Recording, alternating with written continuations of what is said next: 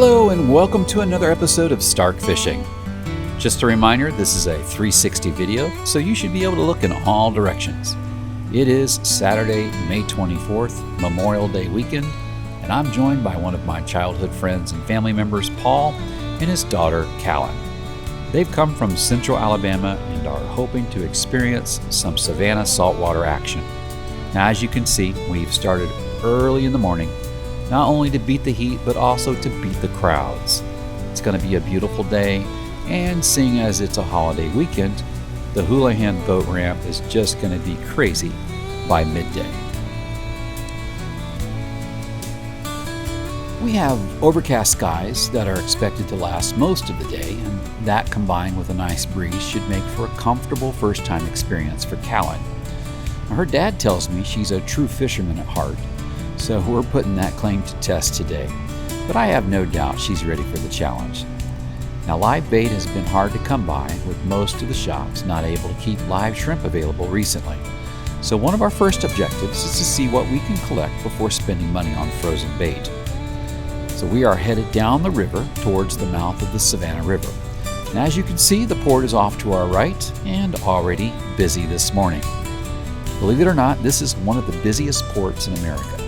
It has cargo ships from all over the world moving through here daily. Now, some of these ships are just simply massive, over 3 football fields long. So keeping an eye out on the river, it's part of fishing when we're down here in this area. But underneath all that commerce, man, there's a fishery that just keeps us coming back over and over again.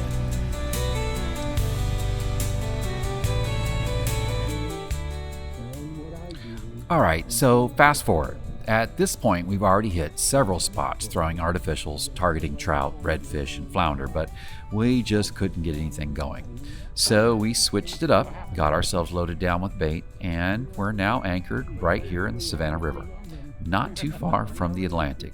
And I mean not far. If you look towards the front of the boat, you can actually see the ocean right there in the distance. So at this point, we're fishing cut bait on the bottom, just waiting to see what shows up. But honestly, we're expecting shark. So we caught so much bait that I've been chumming off the side trying to get the bite going. I've got one rod out on my side, Paul's got one on the other side, and Callan's been up front the whole time throwing artificials towards the bank.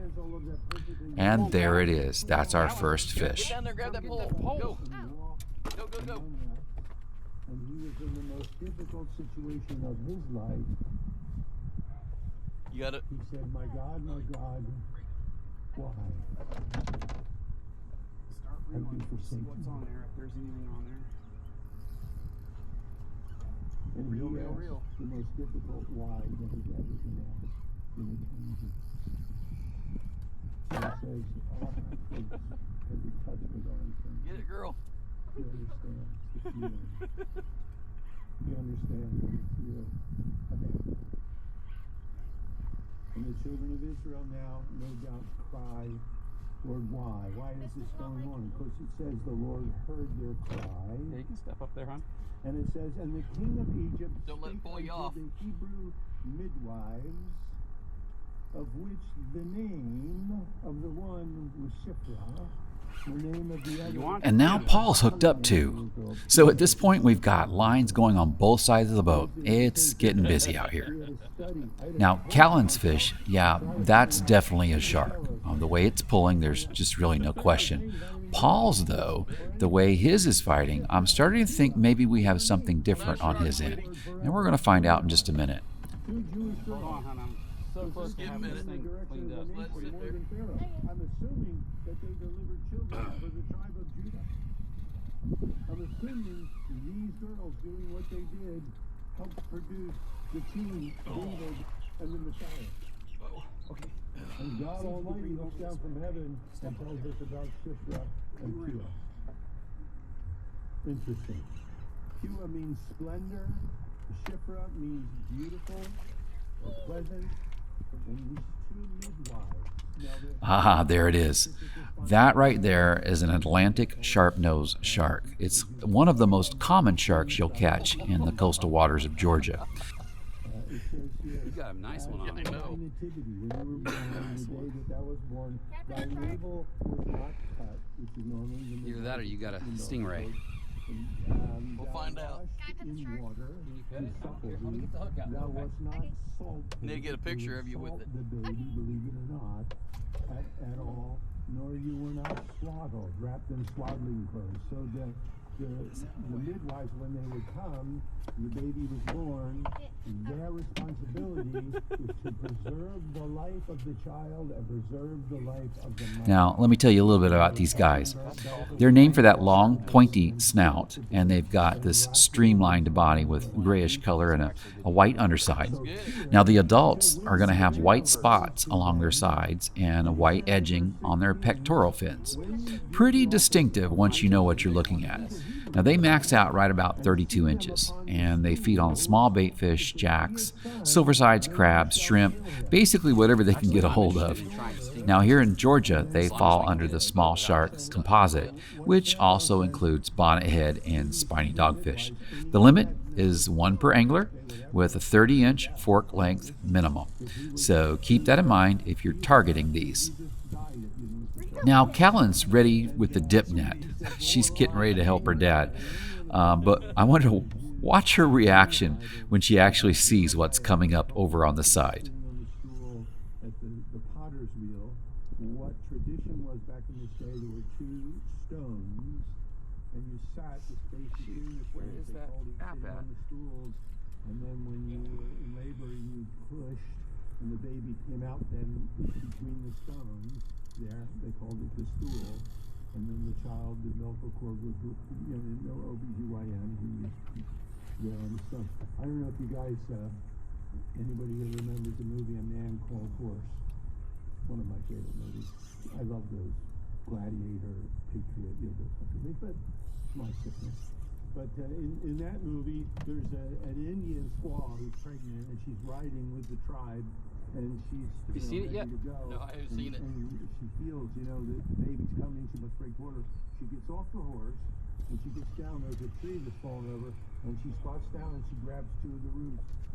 She puts the leg on the ground, and pops the baby out, picks it up, wraps it up, gets back on the horse, and then they I put him keep back. going again. I don't think he was long enough. You've come a long way, baby. This is just a good Mother's Day illustration here, as we're looking at this. I went ahead and threw back that first shark. I just wanted to make sure that it was long enough, and it didn't seem like it was going to quite hit that 30-inch mark. Now let's see what Paul's got. Marrying with Egyptians and blending into the culture. Now, this It says here in verse 17, but the midwives, take care of it. please We'll notice, see what it is, okay? feared God, and obviously they feared God more than Pharaoh is the point, and did not, as the king of Egypt commanded them, It's a stingray. save the man. It's a stingray. And the king of Egypt Yeah, I don't blame her one bit. You have to be really careful handling these things. Now, if you've subscribed to the channel for a while, you probably remember what happened to me last year. Let's just say I learned a pretty important lesson, and so we're going to be extra careful today. Now, I've been seeing a lot of videos lately on how to clean these, and I know you've probably heard the old rumors that some restaurants have tried to pass stingray off on their menu as scallops. Well, I've been curious about that for a while, and I've been waiting for the right-sized stingray to actually make it worth it, and I've decided to give it a try. I'm going to see for myself whether or not they taste really good. by the time the midwives get there, they're like these Egyptian women that are pampered and Yeah, I do. lazy and lay around and squeeze all day to get the baby out. So Paul and I are going back and forth on the best way to get this thing in the boat, because you just can't grab it and toss it in. Now, after talking it through, we decided the safest move was to remove the tail, which, if you can see it, has got a massive stinger on it, and then get it on ice. So we'll deal with the rest later. It's not a bad start for a bottom fishing setup with cut bait. Not bad at all.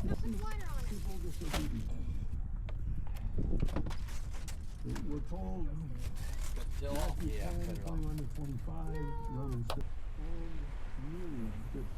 so we have all All right, the ray's stored. We've got our lines back down. Now it's just a waiting game. Who's going to get the next bite? We're really hoping for at least one more keeper-sized shark because honestly, sharp nose is one of my absolute favorites to eat. There have 3 children. This is the third one. Aaron's the firstborn, which you would think would have most of the, the blessing, and then it ends up again to be the secondborn, Moses, the secondborn boy. We're told this, that they're both of the tribe of Levi, so the Lord wants us to know they both have Levi genes. That's important. As you know, the first service didn't get any of it. They were asleep. I had to say it twice and kind of egg them on. There's the bite, and Paul is on again. Look at that. Callan's already got the net ready. As long as it's not another stingray, though, I'm sure. Does it feel like another stingray? No, it's fighting a little different. She saw him that he was a goodly child. She hid him for 3 months. He's goodly. Stingray's nowhere near the size of that last one. Tov is just a word that means good. It's broader than just using a good day and good evening, but she saw there was something different. There was something beautiful about the child. We are told this in the book of Acts as Sauce. You hear that drag? These things fight hard for their size. That's what makes targeting them so much fun. Every run feels like a way bigger fish than it actually is. And nourished up in his father's house for 3 months, and he was cast out, and Pharaoh's daughter took him up and nourished him as her own son. There it says he was exceeding fair.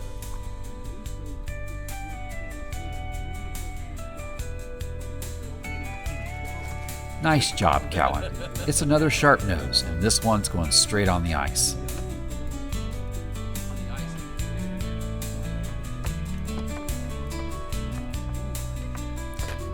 Hey, that's going to do it for this episode. Thanks so much for watching. And if you haven't subscribed yet, go ahead and hit that button so you'll get notified every time I drop new content. It really does help more than you know. Thanks again, guys, and remember, if you ever see me out on the water, be sure to stop and say,